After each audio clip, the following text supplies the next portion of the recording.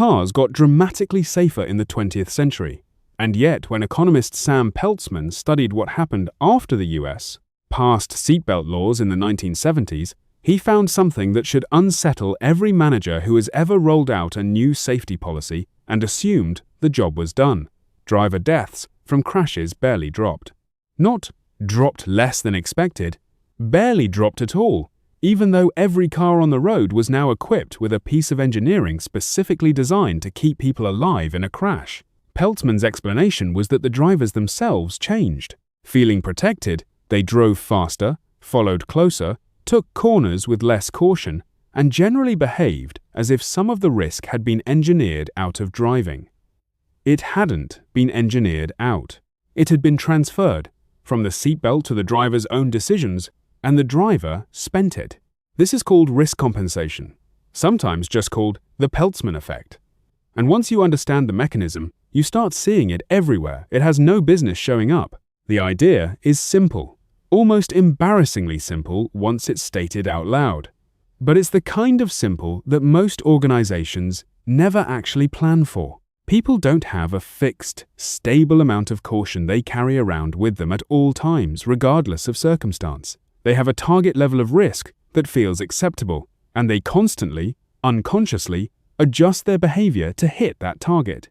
Add a safety feature, and instead of the total risk dropping by the amount the feature should provide, people simply recalibrate their own behavior to consume some or all of that safety margin. The seatbelt didn't fail. The driver's foot got heavier. The system as a whole ended up roughly where it started, just with the risk relocated from equipment failure to behavioral choice. Think about why this happens, because it isn't carelessness in any moral sense. Nobody wakes up deciding to be reckless because they're wearing a seatbelt. The recalibration happens below the level of conscious decision-making in the same automatic way your grip tightens on a railing when a floor looks slippery and loosens the moment it looks dry.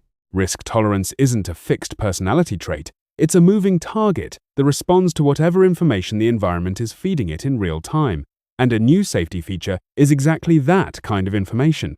It tells the driver, the worker, the salesperson, the employee, something has changed here.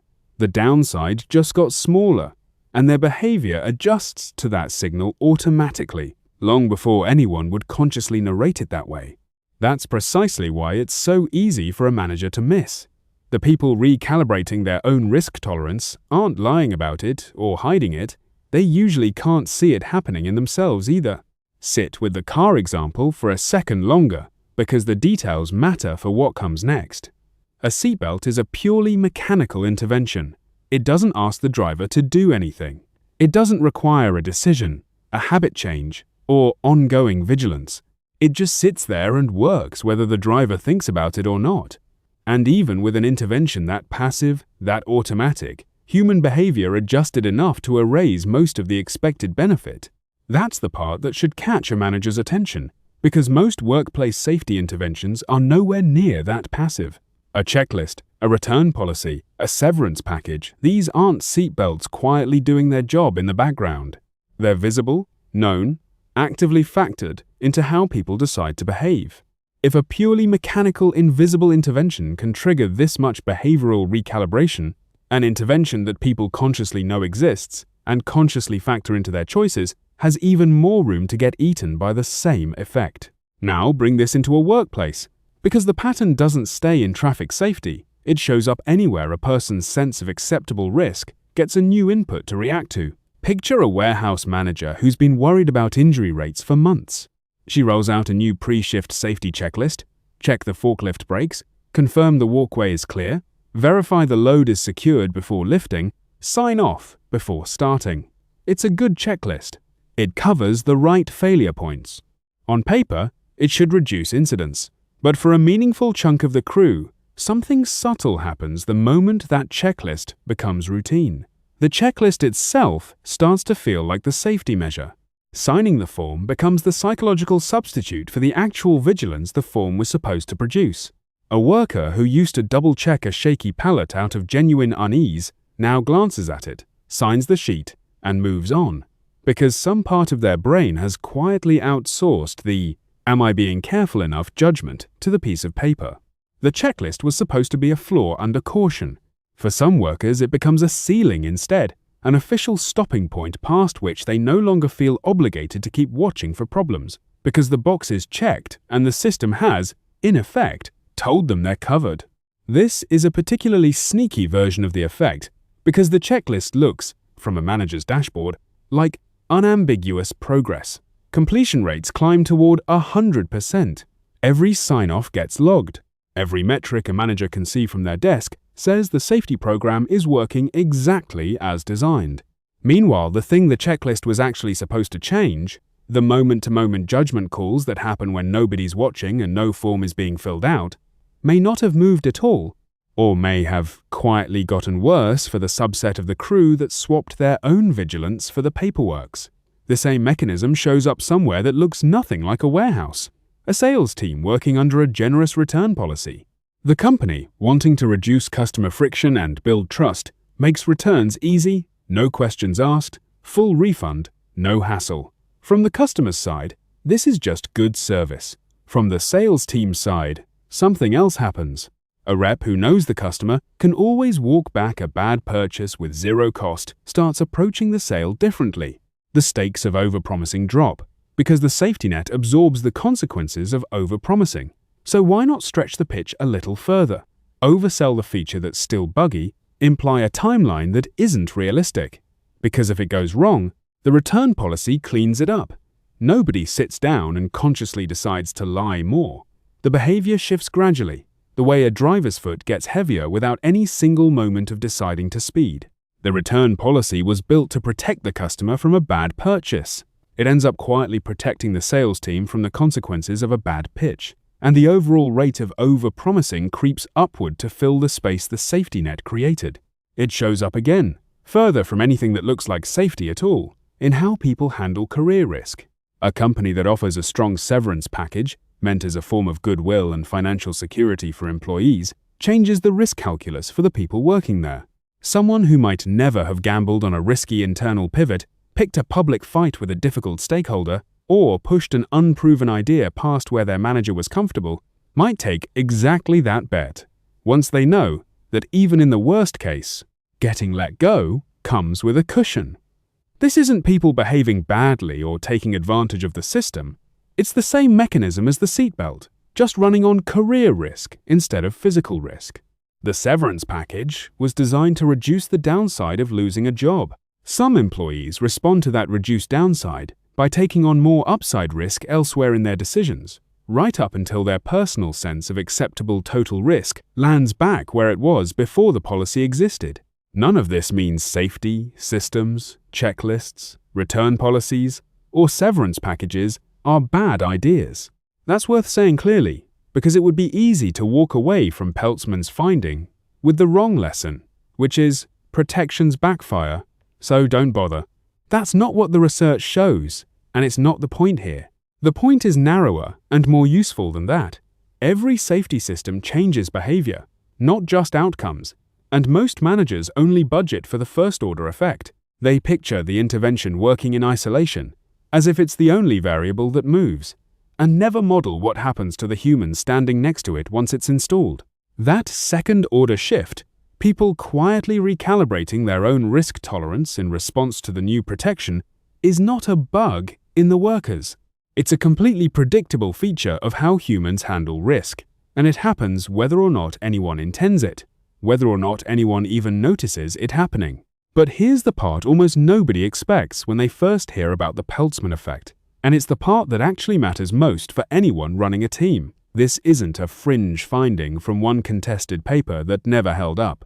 Peltzman's original study was controversial when it came out, and economists spent years afterward arguing about exactly how large the effect really was in car crashes specifically. That debate over magnitude never fully resolved into a single tidy number, but the underlying mechanism, risk compensation itself, the idea that people recalibrate behavior around a personal risk target when the environment changes, kept showing up, study after study, in fields that have nothing to do with driving. Researchers found versions of it in sports, where players wearing more protective equipment take harder hits and play more aggressively than they would bare knuckle, because the gear changes what feels survivable. not just what actually is survivable. Researchers found it in financial regulation, where safeguards meant to prevent institutions from taking catastrophic risks sometimes get treated as a flaw that makes moderate risk-taking feel safer, not eliminated. Different industries, different decades, different researchers, same underlying human wiring. That's the part that should change how a manager thinks about every protective policy they've ever rolled out. It's not a one-off statistical curiosity from 1970s traffic data. It's a pattern about human risk psychology reliable enough to plan around. That replication across such unrelated fields is really the whole argument for taking this seriously at work. If risk compensation only ever showed up in cars, a manager could reasonably file it away as a quirk of traffic behavior. Interesting trivia, nothing to do with running a team. But a mechanism that shows up in how athletes use protective gear, how financial institutions treat regulatory safeguards, and how drivers respond to seatbelts is describing something closer to a general operating principle of human risk psychology than a narrow finding about roads. Once a pattern replicates that broadly, across that many contexts that share nothing except a human being decided how much risk to take, the safe assumption for a manager isn't, maybe this applies to my team. It's, this is already happening on my team somewhere, and I just haven't looked for it yet. Here's a version of this that a lot of operations leaders have lived through without ever putting Peltzman's name on it. A warehouse rolls out new protective equipment across the floor. Better gloves, reinforced boots, updated harnesses for anyone working at height.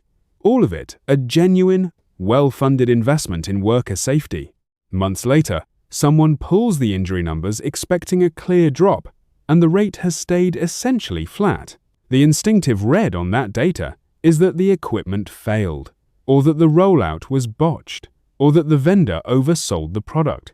Usually, none of that is what happened. What's more likely happening is that the workforce, feeling more protected, recalibrated their own on-the-job risk tolerance to match, taking the shortcuts and small liberties they wouldn't have taken barehanded, walking a beam a little faster, skipping a step they used to be careful about, because the gear now standing between them and an injury feels like it's absorbing what used to be absorbed by their own caution. The equipment isn't broken. The humans wearing it are doing exactly what humans reliably do when the perceived cost of a risk drops. They take a little more of it until the felt risk lands back near wherever it was before. This is where the fix actually lives, and it's a smaller, more specific fix than be more careful or trust your team. The fix is not to strip out the protections, because removing a checklist or a return policy or a severance plan doesn't remove risk compensation, it just removes the protection, while the underlying behavioral recalibration mechanism stays exactly as active as it was before.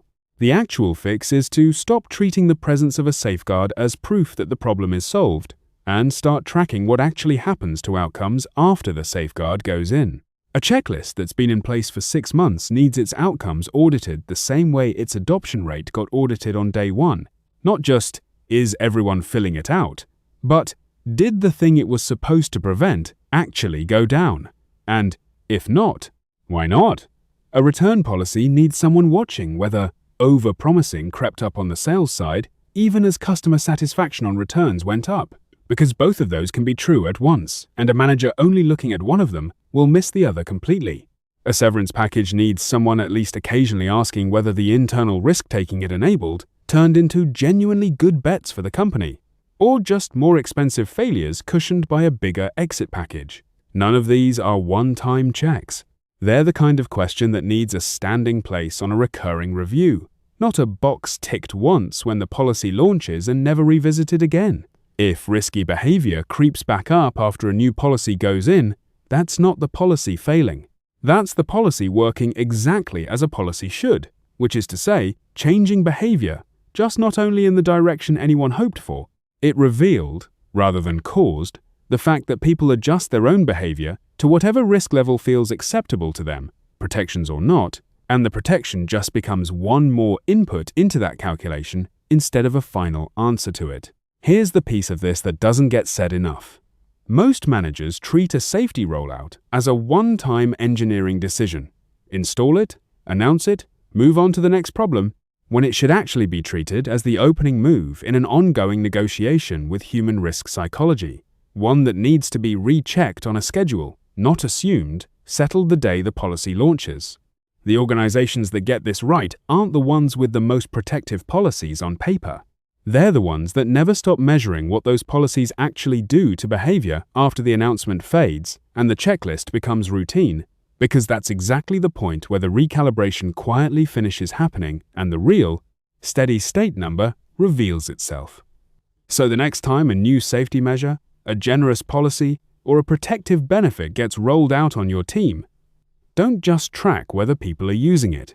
Track what happens to the risk it was supposed to reduce 6 months later, not 6 days later, because the 6-day number is still measuring compliance, and the 6-month number is measuring what people actually did with the room the policy gave them. A safety system that looks perfect on paper and shows no movement in the outcome it targeted isn't proof the system worked. It's usually proof that your team quietly renegotiated their own comfort with risk right back to where they started. And the only way to catch that is to keep watching after everyone stops paying attention. Hit follow if that reframed something for you.